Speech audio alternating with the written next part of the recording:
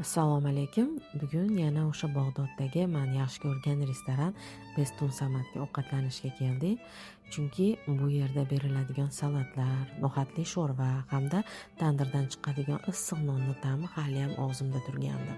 O'shaning uchun turmush o'rtog'im o'z holiga qo'ymasdan yana olib borasiz deb turib oldim. Menga bu yerda atmosferasi juda ham yoqdi. Servislari bo'lsa prosta bomba. Ovqatlarni ham ta'mi juda ham mazali ekan. Bu safar men o'zimga tuzkavoy shashli, turmush o'rtog'im qiymali, keyin shunaqa bitta pitsa ham zakaz qildik. Lekin ovqatimizni yarmi ortib ham qoldi. O'zimiz bilan saboy qilib oldik oxirida. Menga bu yerda nimasi yoqdi? Zakaz qilguningizgacha, diqqat bo'lib, zakazingiz kelgungacha kutib qolmaysiz qorningiz och qolib. Kirishingiz bilan srazu xizmat ko'rsatishni boshlashar ekan. Ovqatni yeb bo'lganingizdan keyin srazu oldingizni yig'ishtirib, meva bilan har xil shirinlik, pechenyelar olib kelishar ekan.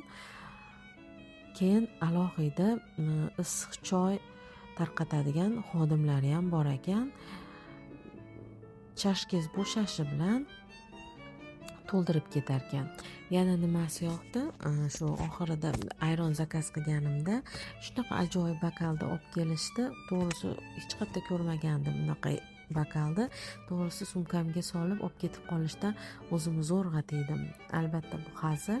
Shu ujinimiz nech pulga tushgani qiziq bo'lsa, keyingi videolarda o'tkazib yubormang. Agar sizlarga Iroqning hayoti, Iroqning shunaqa restoranlari, ovqatlari qiziq bo'lsa, obuna bo'lishni unutmanglar hamda like bosishlaring esdan chiqmasin. Hammaga rahmat. Assalomu alaykum. Bugun yana o'sha Bag'doddagi men yaxshi ko'rgan restoran Bestun Samadga ovqatlanishga keldik. Chunki bu yerda beriladigan salatlar, no'xatli sho'rva hamda tandirdan chiqadigan issiq nonni ta'mi haliyam og'zimda turgandi. O'shaning uchun turmush o'rtog'im o'z holiga qo'ymasdan yana olib borasiz deb turib oldim. Menga bu yerda atmosferasi juda ham yoqdi. Servislari bo'lsa prosta bomba. Ovqatlarni ham ta'mi juda ham mazali ekan. Bu safar men o'zimga tuzkavoy shashli, turmush o'rtog'im qiymali, keyin shunaqa bitta pitsa ham zakaz qildik.